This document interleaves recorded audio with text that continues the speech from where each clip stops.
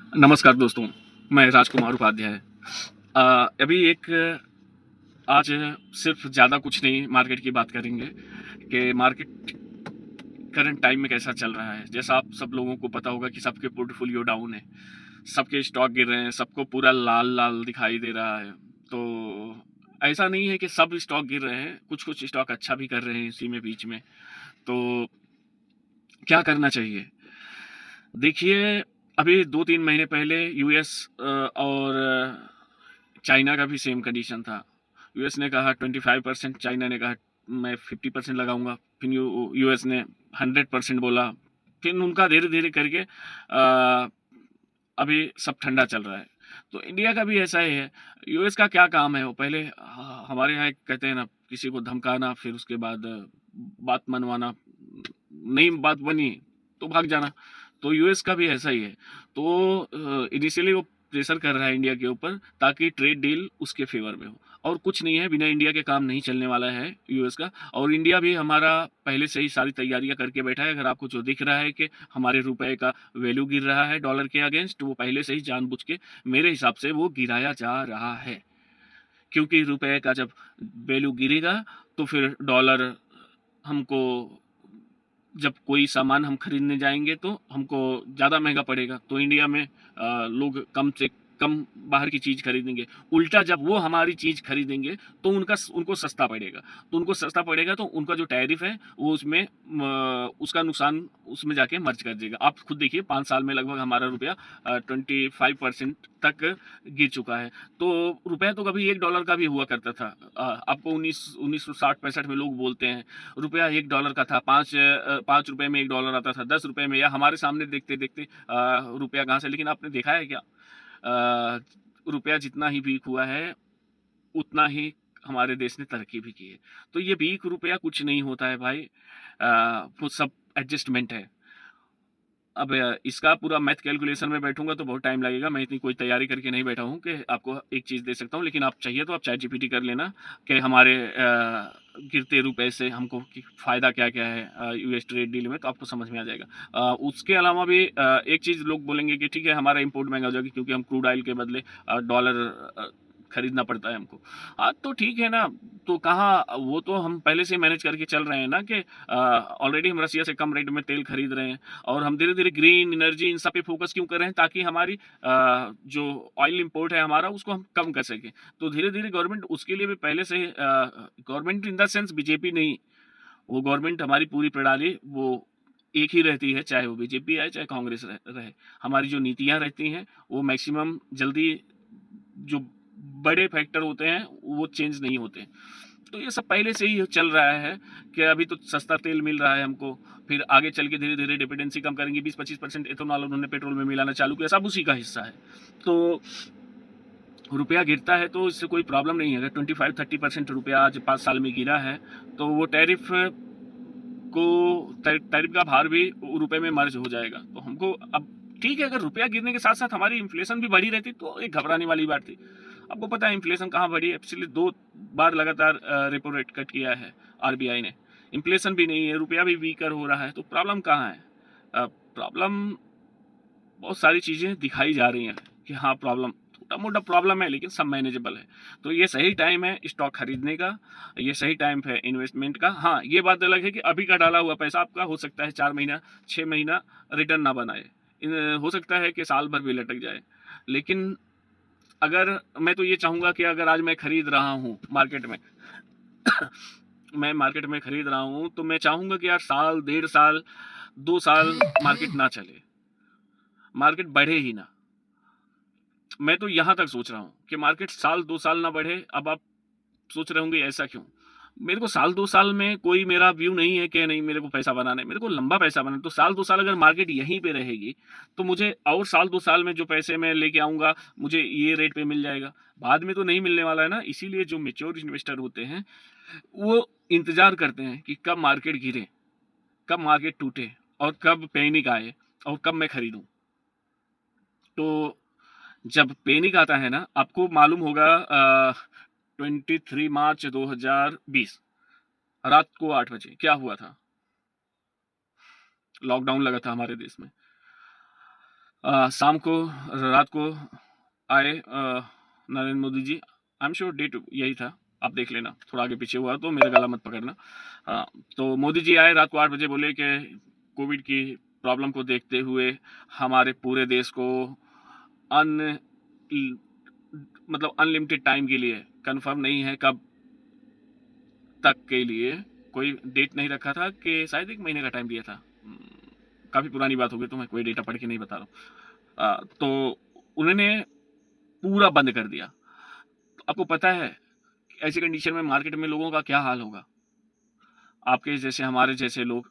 तो बस भैया कल सुबह किसी तरह मार्केट खुल जाए तो हम सब कुछ बेच देंगे, अब कुछ नहीं होने वाला है। अरे भैया पूरी कंट्री बंद हो गई, पूरा बिजनेस बंद हो गए तो फिर कैसा चलेगा, कंपनी बंद हो गई। भाई नेक्स्ट डे जब मार्केट खुला उसी दिन मार्केट ने बॉटम बनाया था। मतलब अगले दिन के बाद उसी दिन सबको बेच के जाना था, क्योंकि वही सबसे वर्स्ट सिनेरियो था पूरे कोविड का। और उसी दिन सबको बेच के भाग जाना था मार्केट से। सब अच्छे खासे नुकसान पे बैठे थे। जिसका 50 लाख का इन्वेस्टमेंट था वो 12 लाख 10 लाख बचा था, किसी का 7 लाख बचा था, किसी का 15 लाख बचा था, किसी का तो 5 लाख ही बचा था वो टाइम पे। जो भी बचा है भाई लेके निकल जाओ। लेकिन पैसा किसने बनाया मालूम है? पैसा उसने बनाया जिसने उस टाइम पर भी खरीदा। अगर मुझे मालूम है कि आज नहीं कल, कल नहीं परसों मुझे मार्केट को जाना ही ऊपर ही है, तो अगर आज मुझे सस्ते में मिल रहा है कोई सामान, तो मैं क्यों छोड़ दूं उसको? क्यों लोग भागते हैं कि मेरे खरीदते ही पैसा बनना चाहिए। मुझे तो कंपनी अच्छी लग रही तो मैं इंतजार करूंगा यार अभी ना बढ़े, मैं और थोड़े पैसे मेरे को आ जाते तो मैं ये खरीद लेता था, थोड़े और क्वांटिटी में खरीद लेता था। तो ये चीज होनी चाहिए। तो मार्केट ये नहीं है कि भाई आपने खरीद लिया 2 महीना 3 महीने में बढ़ जाए। तो आप ट्रेडिंग करते हो तो बात अलग है, लेकिन इन्वेस्टर का मतलब है। अब ट्रेडिंग में क्या है भाई, वही 3% 2.5% ट्रेडिंग वाले कमाते हैं, वही 30% 40% साल का कमाते हैं इन्वेस्टर। तो क्यों मेरी आंख फोड़ना मेरे को 24 घंटे स्क्रीन के सामने बैठ के। मैं चुपचाप अपना इन्वेस्टिंग करके मैंने आधा घंटा 1 घंटा मार्केट में दे दिया दिन भर में, तो काफ़ी है मेरे लिए। दिया दिया नहीं तो वो भी नहीं दिया, मैं रात को आधा घंटा 5 मिनट देख लूंगा, मैं हफ्ते में 1 दिन देख लूंगा मार्केट, फिर भी मेरे लिए काफ़ी है। मेरे को क्या करना है, मैं क्वार्टरली रिजल्ट अपडेट आते हैं उसके बाद अपने सारे स्टॉक्स को एक बार रिव्यू कर लूंगा, मेरे को क्या करना है का है। तो जब सेम रिटर्न ही बनना है थोड़ा 19-20, तो क्यों बाकी में और काम है मेरे, और धंधा है और काम में मैं अपना दिमाग लगाऊंगा, इतना क्यों लेके बैठना। तो ऐसा है कि भाई डरने जैसा मेरे हिसाब से तो कुछ नहीं है। हाँ हो, अगर आपके पैसे ऐसे हैं कि आपने उधार पे लिए हैं, लोन पे लिए हैं, तो ये टाइम पे ये सब पैसे उधारी वाले या फिर जल्दी से निकल जाए, वो बुल मार्केट में होता है कि आज खरीद लिया 4 दिन बाद पैसा बन जाएगा। ये मार्केट में ये एक अक्यूमुलेशन जोन होता है। धीरे धीरे धीरे धीरे करके पैसे, जिसके पास पेशेंस है वो पैसे लगाता है। इम्पेशेंस लोग इस टाइम पे बेच के जाते हैं। लेकिन जब मार्केट बढ़ने लगता है, एकदम पूरा बूम करके मार्केट ऊपर जा रहा है, तब इम्पेशेंस लोग खरीदते हैं। तब पेशेंस वाले लोगों का सब्र का फल मिलता है, उस दिन वो बेच के मार्केट से निकलते हैं। तो ऐसा चलता है मार्केट साइकिल। और अगर आपको खरीदना है तो आपको देखना पड़ेगा कि स्टॉक कैसा है, उसके ग्रोथ क्या है, कैश फ्लो क्या है, उसके ग्रोथ को उसका आरओई सपोर्ट कर रहा है कि नहीं। आरओई सपोर्ट कर रहा मतलब बोले तो अगर कंपनी 20% से ग्रोथ कर रही है तो आरओई लगभग 20% तो होना ही चाहिए, क्योंकि 20% के ऊपर अगर वो ग्रो करेगी तो रिटर्न ऑफ इक्विटी तो उसका लगभग अगर वो कंपनी कमा 100 रुपये की कंपनी है, 20 रुपये हर साल कमा रही है, तो 20 रुपये से ही वो ग्रो कर पाएगी ना। वो तो अगर 30 से ग्रो करने जाएगी तो 10 रुपये तो उसको अगले साल के खर्चे के लिए कम पड़ जाएंगे। फिर वो 10 रुपये कहाँ से मैनेज कर रही है या क्या है। कई बार फिर कंपनी क्या करती है, वो डाइल्यूशन करती है स्टॉक्स को और ज़्यादा हिस्सों में बेचती है, तो इससे इन्वेस्टर का घाटा होता है। तो ऐसी ग्रोथ बहुत काम की नहीं होती।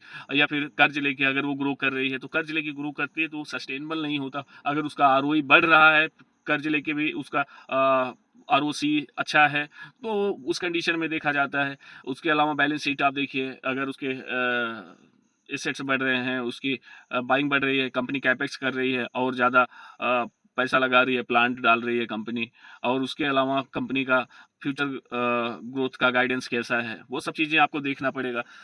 और इन सब के साथ में कैश फ्लो स्टेटमेंट तो सबसे ज़्यादा इंपॉर्टेंट होता है। अभी एक मिष्ठान फूड करके एक कंपनी थी, कुछ दिन पहले, देखने में बहुत अच्छा था।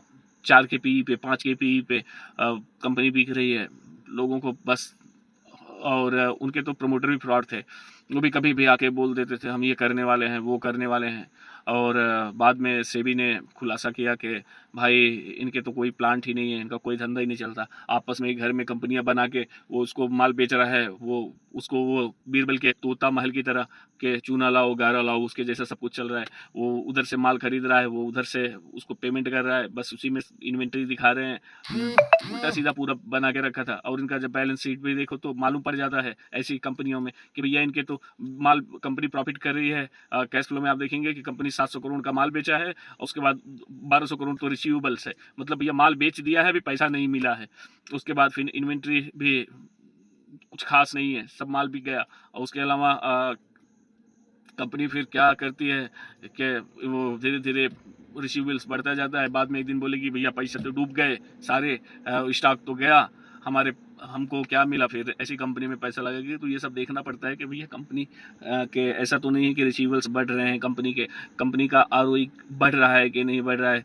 कंपनी के सेल्स बढ़ने से मतलब होता है कि कंपनी अपने सेक्टर में मार्केट शेयर बना रही है। अगर उसका सेल्स ग्रोथ कम हो रहा है, अगर सेक्टर भी बढ़ रहा है और मार्केट भी बढ़ रही है तो अच्छा है। सेक्टर अगर डाउनफॉल में है तो मार्केट बढ़ा रही है कंपनी तो कुछ खास नहीं है। लेकिन अगर सेक्टर अच्छा जा रहा है और उसके बाद कंपनी का सेल्स ग्रो नहीं होके डी ग्रोथ हो रहा है, ऐसी कंपनी से तो तुरंत के तुरंत निकल जाना चाहिए। तो ये सब चीज़ें सारे सिनेरियोज होते हैं, सब देखना पड़ता है कंपनी को कैसे काम कर रही है। कंपनी का मतलब हो गया कि वो आपकी दुकान है, आपका इन्वेस्टमेंट है। तो वो कंपनी को ऐसे नहीं छोड़ सकते ना। अगर आप छोटी सी एक दुकान खरीदते हैं तो आप कितना कुछ देखते हैं कि कैसे काम हो रहा है दुकान में, कोई दिक्कत तो नहीं है मेरे बिजनेस में, वो भी आपका बिजनेस है। तो सब कुछ आपको देखना पड़ेगा। अगर आप अपना बिजनेस नहीं देख सकते तो फिर आप सही बिजनेस चूज कैसे कर पाएंगे। तो स्टॉक ले लेना किसी के कहने से, किसी टीवी वाले ने कहा, किसी ऐप पे मेरा बोल रहे हैं कि नहीं ये स्टॉक मल्टीबैगर बनेगा, कोई किसी को पैसा कमाने के लिए नहीं बैठा है भैया कि अब मैं आपको बता दूं ये स्टॉक ले लो वो ले लो। वो सीन किसी का नहीं है। जो बताता है आपको स्टॉक वो कहीं ना कहीं बस आपको या तो बेवकूफ़ बना रहा है या तो फिर उसका फ़ायदा होता है। इनफैक्ट आजकल तो कई टीवी मोबाइल पे ऐड आते हैं स्टॉक्स के, ये स्टॉक फ्यूचर में ये करने वाला है, फ्यूचर में। अब आप देखेंगे तो प्रमोटेड ऐड रहता है वो यूट्यूब पे। तो बताइए कोई बंदा पैसे देके यूट्यूब पे आपको ऐड दिखा रहा है कि स्टॉक में आपके पैसे बन जाएंगे, या खरीद लो। अपर पे अपर सर्किट दिख रहा है, वो आप किसी दिन आपको माल मिल भी जाएगा बीच में, फिर वो 2 रुपए का स्टॉक भाग भाग के 200 रुपए तक जाएगा। आप तो एकदम मस्त खुश हो। और एक दिन वो प्रमोटर अपना माल बेच देंगे, उसके बाद उसमें लोअर सर्किट लगेगा। जब उनको लगेगा सब लोग आ गए ना तो अपना माल बेच के वो लोअर सर्किट लगाएंगे। उसके बाद फिर आप अपना रोज बेच के ऑर्डर लगाते रहो, कुछ बिकने वाला नहीं है, सब पैसे आपके डूब जाते हैं। तो फ्रॉड कंपनियां सबसे बड़ी प्रॉब्लम है स्टॉक मार्केट की। और किसी कंपनी में आप इन्वेस्टेड हैं, जिस दिन आपको मालूम पड़े कि इस कंपनी में एक फ्रॉड आया है, वो टाइम पे तुरंत के तुरंत आप कंपनी से बाहर, तुरंत जहां तक हो सके बेच के कंपनी से बाहर निकल जाओ। उसके बाद कंफर्म होगा कि फ्रॉड था नहीं था, क्या सही था क्या गलत था। 10 में से 9 बार तो कंफर्म होता है कि हाँ फ्रॉड ही था, क्योंकि फालतू में किसी के ऊपर ऐसे ब्लेम आते नहीं हैं। क्योंकि इन्वेस्टर का मामला है, अगर किसी ने फालतू ब्लेम कर दिया है तो उसको पकड़ के सेबी लेके जाएगी। तो एक्चुअली ऐसा है केस में आपको यही करना है कि भैया, मैंने एक सबसे बड़ा रेड फ्लैग मानता हूँ मैं स्टॉक मार्केट में, कंपनी में किसी भी तरह का फ्रॉड है तो सबसे पहले वो कंपनी से निकल जाओ। क्योंकि पूरा पैसा बोले तो ट्रस्ट का इश्यू है। बिना ट्रस्ट के कहीं भी अपना पैसा नहीं लगाना। तो जहाँ प्रमोटर ईमानदार हैं, जहाँ सब कुछ ठीक है, पैसा तो बनता ही है। तो करंट मार्केट में मेरे हिसाब से आप देख सकते हैं धीरे धीरे करके थोड़े पैसे डालते रहेंगे तो बेटर है। और हड़बड़ाहट में अगर आप बेच के चले जाएंगे तो फिर आपको अपने शेयर वापस इस रेट पे कभी नहीं मिलेंगे। अगर आपका 10 रुपये यहाँ से नीचे जाता है तो आप बोलेंगे नहीं थोड़ा और नीचे जाने दो, मैं ले लेता हूँ। फिर वो एक दिन बुम जिगजाग करके निकल जाएगा शेयर और आपके हाथ में कुछ नहीं आएगा। तो धीरे धीरे करके खरीदते रहिए। मार्केट का बॉटम, मार्केट का टॉप कोई नहीं पकड़ पाया है, ना मैं और आप पकड़ पाएंगे। अगर आपको लगता है कि हाँ ये अच्छी वैल्यू पे मिल रहा है ये स्टॉक तो मुझे पैसा डालना चाहिए, तो डेफिनेटली मैं पैसा डाल देता हूँ। मेरा तो ऐसा है। तो ये रही बातें भाई, फिर मिलते हैं नेक्स्ट वीडियो में। जब तक के लिए भाई चैनल सब्सक्राइब कर लीजिए, और कोई एडवाइस, कोई क्वेश्चन कुछ भी रहे तो आप मुझे कमेंट के थ्रू पूछ सकते हैं। जब तक के लिए थैंक यू, बाय बाय।